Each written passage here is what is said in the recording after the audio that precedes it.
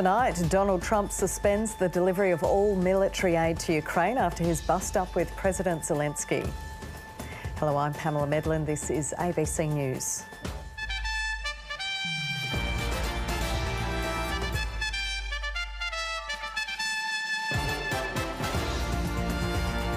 Roger Cook apologises for an off-the-cuff comment about US Vice President JD Vance. Millions of Australians bracing for Cyclone Alfred to make landfall as the AFL calls off opening round games in Queensland. And First Nations rangers in the Kimberley say they're witnessing the worst coral bleaching in their lifetimes.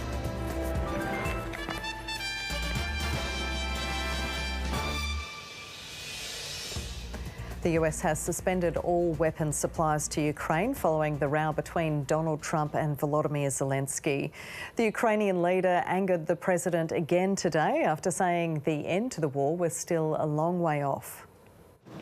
The war of words are ratcheting up. He said he thinks the war's going to go on for a long time.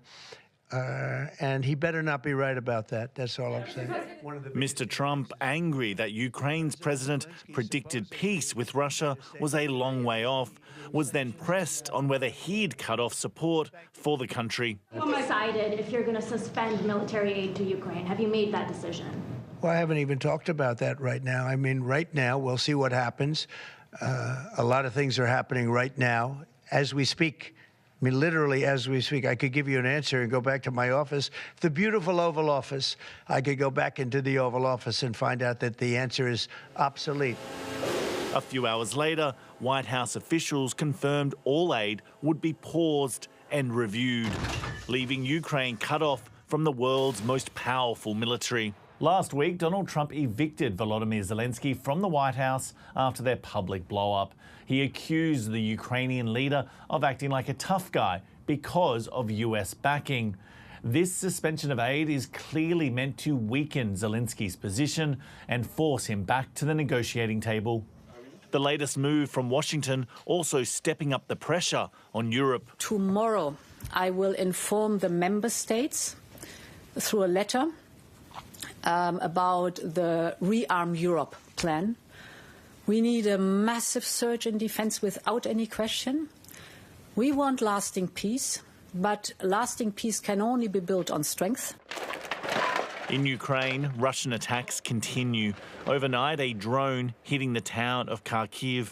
Any talk of a ceasefire seems a distant dream to people here. I do not believe in it, because look, everything was torn down. What talks? Who even believes in that? Ukraine now facing an even more difficult fight for survival. Carrington Clark, ABC News, Washington. Anthony Albanese has raised the prospect of sending Australian peacekeepers to Ukraine just hours after his government appeared to rule out the idea. The Prime Minister says all requests for assistance will be considered, but the opposition insists Europe is best placed to provide troops. Here's Defence correspondent Andrew Green. For more than 2 years, Australian troops have trained recruits for the frontline fight against Russia. But could they also join the Ukrainians at home to help keep the peace? There's discussion at the moment about potential peacekeeping, and from my government's perspective, we're open to consideration of any proposals going forward. The British Prime Minister has led the charge for an international coalition on the ground once a deal is struck with Vladimir Putin to end the war. On Monday, the Albanese government seemed reluctant to sign up. Would we put troops or peacekeepers on the ground? Again, we're not envisaging that sort of commitment, but we stand shoulder to shoulder with Ukraine. Now it's a live option. Australia has historically played an important role in areas including in Africa, in Cyprus, in a range of peacekeeping areas. In terms of whether we should have boots on the ground in Ukraine, I don't support that. I think the Europeans have that task. And so the UN convoy pulled out. Australia last deployed boots on the ground in Europe for a United Nations mission in Yugoslavia over 3 decades ago. Ukraine says it would welcome the return of Australian peacekeepers to the continent. The Prime Minister will soon call an election, possibly as early as this weekend. And already there are signs defence will feature heavily in this year's campaign. After facing accusations of being weak on national security for his handling of visiting Chinese warships, Anthony Albanese signalled he's prepared to fight on territory that's usually considered a coalition strength. Andrew Green, ABC News, Canberra. The WA Premier has used his final keynote speech ahead of the state election to drive home Labor's commitment to diversifying the economy and lift local manufacturing. He also let an unexpected comment slip about the Vice President of the United States. Thank you everyone for the opportunity to be with you today. Making his pitch to WA's business community at a time of fragile foreign relations. At times of uncertainty, you need a steady hand, experienced hand at the wheel. But during a game of finish this sentence, sudden whiplash. JD Vance is a... knob. I thought Roger was entirely accurate. But was it loose politics? Was it loose lips? Hey, honestly, how politically correct are you? I just think, answer the question honestly. He is. Roger Cook later walking back the controversial jibe about the US Vice President. Perhaps an unprofessional moment. I didn't mean any offence by it. Do you think there's a risk that you would derail AUKUS with your knob comment? No, I don't think the people in the Oval Office are listening to a sub-jurisdictional CEO in Western Australia. The Premier keen to steer the focus back to Labor's election campaign, promising a new round of funding for clean energy projects if Labor is re-elected. Our economic plan is simple. We can make more things here. We can restore pride in saying, made in WA. In his address to WA business leaders, the Premier focused on Labor's economic vision, diversifying the economy and local manufacturing. By contrast, when Liberal leader Libby Medlen addressed this forum last week, her focus was improving the state's health system. It's been a constant theme throughout the Liberals' campaign. Libby Medlen visiting Sir Charles Gardner Hospital in the must-win seat of Medlands to talk up their plan to slash elective surgery wait times if elected. If a patient is at their clinical boundary, we will ensure that that surgery happens or takes place in an alternative public or private facility. Around 14% of electors have already cast their vote ahead of Saturday's poll. Rhiannon Shine, ABC News. A Perth teenager has pleaded guilty over the fatal crash that killed young footballer Nick Campo last year. The 18-year-old cannot be identified as he was 17 when the ute he was driving crashed into another vehicle in Northlake in July. In the Perth Children's Court, he pleaded guilty to manslaughter and 3 charges of dangerous driving causing grievous bodily harm. Nick Campo was killed and 5 other people injured that night. The driver has also pleaded guilty to 2 charges of dangerous driving causing bodily harm. Today is a step in the right direction for justice for Nick. No amount of sentencing or jail time will ever make what happened to Nick okay. Tropical cyclone Alfred is now on its path towards southeast Queensland. It's poised to make a direct hit on the densely populated region from late Thursday. Authorities are warning the window is rapidly closing for residents to prepare their homes and gather supplies. A vast swathe of coast from Queensland to New South Wales is at risk as Cyclone Alfred looms. Nervous. Sarah Mill manages a holiday park on the water north of Brisbane. They're just hunkering down in their caravan and hoping for the best. There's concern the Gold Coast may bear the brunt of the fury. Every scenario that has been modelled indicates not a good outcome for our city. The Category 2 system remains on track to make landfall from Thursday night. Exactly where is still unclear. We can expect destructive winds, and that is winds in excess of 95 kilometres an hour mean wind and gusting up and above 130 kilometres an hour. And we're likely to see daily rainfall totals of around 200 millimetres plus. It's a really rare event for southeast Queensland, but it is serious and it is happening, and we want Queenslanders to be prepared. The same warning applies for just over the border. Act early, be prepared. Brisbane's city cats have been moored or hoisted onto dry land.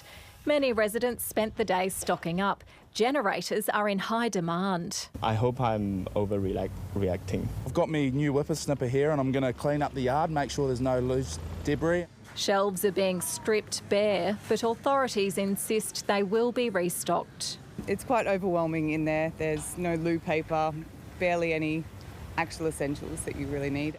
Sandbag stations are being swarmed. Yeah, we were in a vehicle line for about 2 hours before we even got a sandbag. You've got to protect your home, you know, whatever you can do. On islands just off the coast, authorities are door-knocking vulnerable people. Councils across the region are assessing the risk of storm surges for homes in danger of being inundated by seawater. If you decide to leave, you need to leave before the event starts impacting you. Emma Pollard, ABC News, Redcliffe. Thousands of homes and businesses remain without power across Perth after 51 pole-top fires triggered by drizzly rain overnight. The blackouts have hit suburbs across the city from Connolly in the north to Hamilton Hill in the south. More than 40,000 Western Power customers were affected, with some warned they could face an extended period without power. Western Power says each pole typically takes between 4 and 8 hours to fix or replace. Coming up on 7:30 with Sarah Ferguson, footy's back, but not always on free-to-air TV. I think for a majority of Australians, that first game when they turn on Saturday night, they're going to be questioning, actually, has the footy started? A lot of people do not have Foxtel nor KO. They rely heavily on free-to-air television. If you want to use it or see or watch, you've got to pay. Are we losing some of our tradition? It's a 4-on-1 inside 50.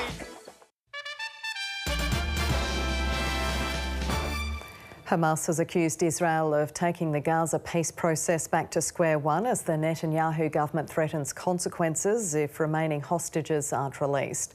The first phase of the ceasefire ended over the weekend with no agreement on what will happen next.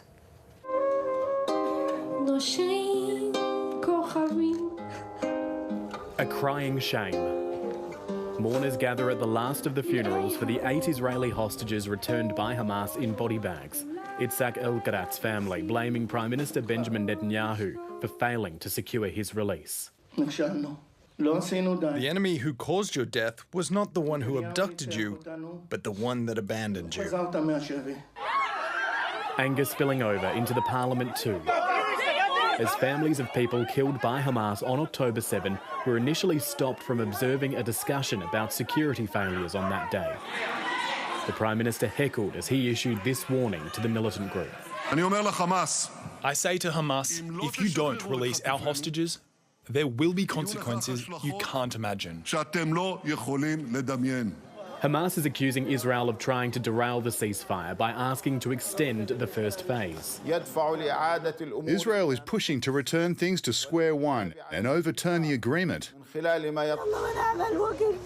In Gaza, there's growing anxiety the ceasefire could collapse altogether, as another 2 Palestinian men were killed by Israeli fire in Rafah. The IDF said they were violating security restrictions and posing a threat. North in Jabalia, 45-year-old Ayub fears for his family as Israel continues to block all supplies, including food and fuel. If they do not let aid in, famine will return as before, or even worse. This Ramadan, the family is breaking their fast, grateful for the moment to have something to feed their children. Matthew Doran, ABC News, Jerusalem. Pope Francis is continuing to rest and slept all night after suffering a setback in his pneumonia treatment early in the day with 2 episodes of acute respiratory failure. The Vatican had reported it was caused by a significant accumulation of mucus and bronchial spasms. The pontiff required the use of non-invasive medical ventilation during his treatment. The 88-year-old has been in Rome's Gemelli Hospital for more than 2 weeks. As a marine heatwave is being recorded along WA's northern coast, First Nations rangers say they're witnessing the worst coral bleaching in their lifetimes. They're worried rising ocean temperatures are threatening their food security and generations of culture connected to the sea. Philip Bibido McCarthy grew up fishing these reefs off the Kimberley's Dampier Peninsula. Every weekend hunting and gathering with my grandfather, and he taught me about this country. Some of it is still alive. The big difference now is significant sections of coral have turned bright white in a mass bleaching event. The coral bleaching right through. The Bardijawi Rangers and the Kimberley Land Council have been monitoring reefs off the Kimberley coast for years with the Australian Institute of Marine Science. You know, what we've seen, what we're pointing at today is just coral bleaching. I've never seen it like this before. It's just quite devastating. A marine heatwave since last winter is being blamed for the most significant coral bleaching event seen here. This is the worst bleaching we've seen in their sea country. There was a previous bleaching event in 2016 that wasn't nearly as severe as this one. The rangers are worried about the cultural impact of habitat loss. So you might lose a generation of storytelling, learning about country, the tides, the water, because it's been passed down to us. It's our role to pass down to the next generation. So if we lose this habitat, what are we going to teach them? What are we going to show them? Bibido McCarthy wants governments and corporations to work closer with traditional owners to protect country. And you need those big companies who are tearing up country and digging up country to say, all right, how do we change the trend of where we're heading? A plea aimed at protecting this formerly pristine environment. Dunya Karagic, ABC News. Australian veterans suffering from PTSD and depression will soon have access to a new and unconventional form of treatment. The government is preparing to fund therapies that make use of MDMA and psilocybin, the compound found in magic mushrooms. While authorities develop a framework, ex-service members have been sharing their experiences. Former Commando Daniel Vincent isn't letting a spinal injury stop him from being a triathlete. Physical activity is a huge part of my life, and I think it's a huge part of why I can cope mentally as well. Like many veterans, he also left the military with psychological injuries. I saw death at its finest. Like, I worked in the ERs in Iraq. When antidepressants didn't work for him, he started microdosing on psilocybin with interesting results. I don't get depressed like I used to. I haven't had suicidal thoughts in, Jesus Christ, in a very long time. Microdosing psychedelics was and still is illegal, but as of 2023, authorised psychiatrists can administer the drugs for the treatment of certain medical health conditions. Now the Department of Veterans Affairs is preparing to fund the use of MDMA and psilocybin-assisted therapies for vets with PTSD and treatment-resistant depression. We're absolutely desperate for the support. The need is incredible. A lot of us, and even myself, have been isolated for years in these battles. The DVA is developing a framework to assess requests. It hopes by combining the treatment with therapy sessions, it will allow patients to deal with memories that are otherwise too traumatic to talk about. I got a sense the very first few patients I treated that I was able to do kind of a year's worth of therapy in that dosing day. But others warn the new treatments might not be for everyone. The research that's coming out for psychedelic-assisted psychotherapies is promising, but it's certainly nowhere near as robust as the evidence we have for these other treatments. If we control it too much, and then people are going to go do it behind back sheds.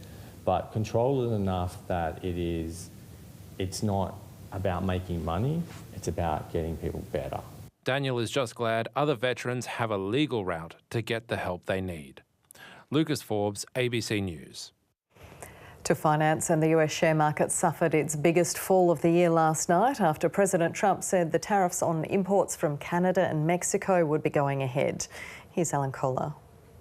America's 25% tariff on imports from Canada and Mexico came into effect at 4 p.m. our time. There is a growing suspicion that those and other Trump tariffs might cause a recession in the United States, so it was interesting that shares in New York last night fell more than in Mexico City or Toronto. In fact, of the three markets this year, the US has performed worst, flat versus a 1% gain in Canada and 5% in Mexico. But let's face it, investors are guessing. They're in uncharted waters, hoping not to bump into something. The Australian market fell today as well, of course, down 0.7%, but the biggest falls were energy stocks like Santos and Woodside, because the oil price fell after OPEC said it's going ahead with a planned production increase in April. It was going to be put off because of all the uncertainty at the moment, but apparently Mr. Trump pressured them to get petrol prices down. And as if he didn't have enough to do, Mr. Trump also announced last night that he's going to create a US strategic cryptocurrency reserve. Not just Bitcoin, but also XRP, Solana and Cardano.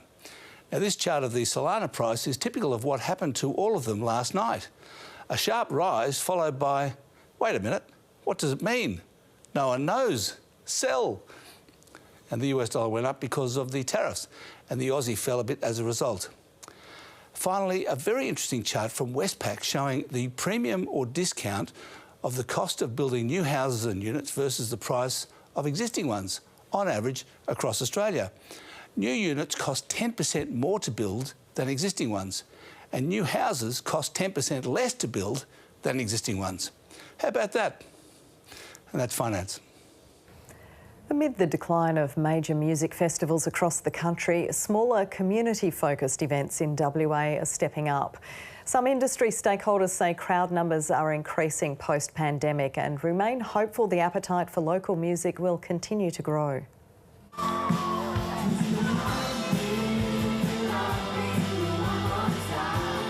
Festival goers share a common sentiment. Live music brings people together, it's amazing vibe, good energy, and it's always nice to be around this type of atmosphere. It's just such a great vibe here, and the music is always great, and we have a bit of a boogie. But there's a catch. The cost of living, everything's going up, more expensive. Prices are just going through the roof. And it's not just impacting the fans. It's all because things are costing more. Yeah. You know, they're not just cranking up the prices because they feel like it. Everything across the board's costing more. WA band San Cisco playing at community-funded events. It's great for the community and it's free, so anyone can come, which is always great. As classic Australian festivals like Groove in the Moo and Splendour in the Grass cancel for the second year in a row, the pressure on local Perth artists is mounting. It can be hard, yeah. I don't love it, put it that way. Seeing big festivals flop is not good for my sense for how the industry is going. But there's a growing appetite for grassroots music events. South Perth Sounds attracting around 6,000 people. There's definitely been an increase over the last few years, and a lot more people are coming to the events than they would have been 3 or 4 years ago. $200, $250, $300 for a touring music festival is beyond many people's capacity to pay at the moment. You can head to a gig in the city or regionally on a Friday or Saturday night and for 10 or 20 bucks see a lineup of amazing bands.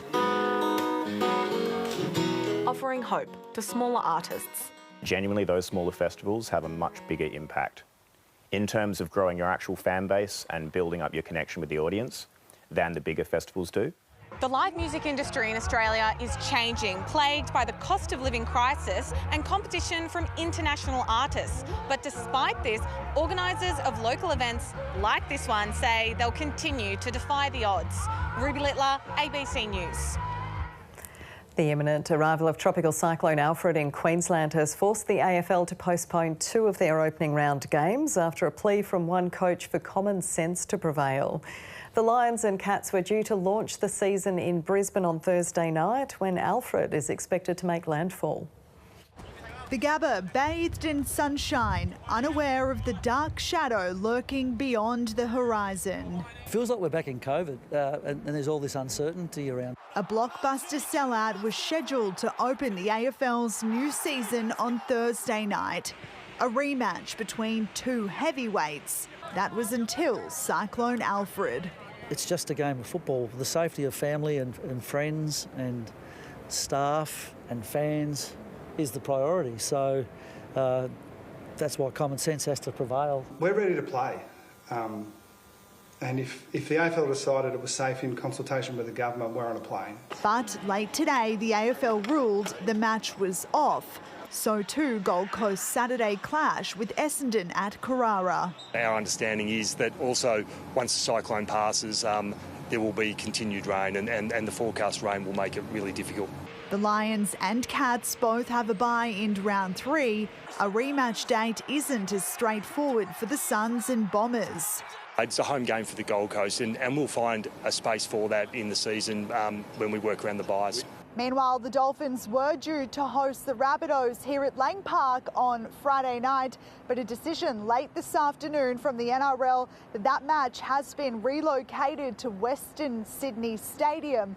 Instead, the round 17 clash between the sides will be a Dolphins home match. Jessica Stewart, ABC News.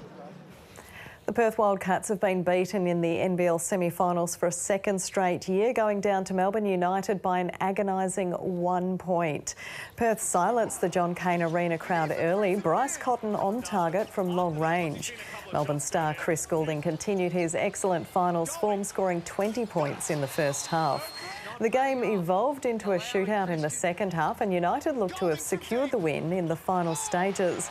But the Wildcats kept themselves alive, Jesse Wagstaff levelling scores with less than 3 seconds left. It wasn't to be though, Goulding with the final say from the free throw line, Melbourne advancing 113 to 112. The Cats left heartbroken in what may have been Bryce Cotton's last game for the club. Dockers Vice-Captain Andrew Brayshaw says he never considered a free agency switch after signing a long-term deal to stay with Fremantle. Brayshaw has put pen to paper on a 6-year contract which will keep him in purple until the end of the 2031 season. The 25-year-old was in the last year of his deal and was being monitored by several Victorian teams. But the 2022 club champion says he's determined to be part of Fremantle's first premiership, which he believes isn't far away. Just starting to see some of the success that I think we can have, and I wouldn't want to miss out on any of that. So I think the next 6 years is going to be an amazing time to be a part of the footy club, and I want to be right there riding every high and every low. So yeah, didn't want to miss it. Now to the weather with Herlyn. Kaur. Now, there was quite a downpour overnight where I was, Herlyn. Yeah, well, Pamela, it was thanks to a weak cold front. We saw 2 to 5 millimetres across the southwestern corner of the state. Perth had about 2 mils in the gauges for the 24 hours to 9 a.m, with the moisture to blame for those pole top fires we saw earlier today. The clouds started parting by mid to late morning, helping the metro reach a top of 27.3 degrees a little bit later, around 3 p.m. from a low of 17.8 around 20 past 6 this morning. Busselton had the lowest minimum temperature in WA, where it fell to 12 degrees, while Paraburdoo in the Pilbara climbed to 44 this afternoon. On the satellite, and we saw some scattered cloud and isolated thunderstorms today through northern and central WA, with some high cloud across the south in the wake of that front. A high pressure system is approaching the region there, helping flush out that system before a trough develops down the west coast tomorrow, which will bring warmer temperatures in the high 30s for Perth this week. Meanwhile, it's a very different story on the east coast. Tropical cyclone Alfred is currently sitting offshore and is generating thick cloud to Queensland and parts of New South Wales. It's set to hit the Brisbane coast on Thursday night or Friday morning as a Category 2 system. So nationally, it's a wet and windy day ahead for Brisbane tomorrow. Showers easing in Sydney, but sunny in the capital, 30 degrees there, and a warm day in Melbourne as well, 32.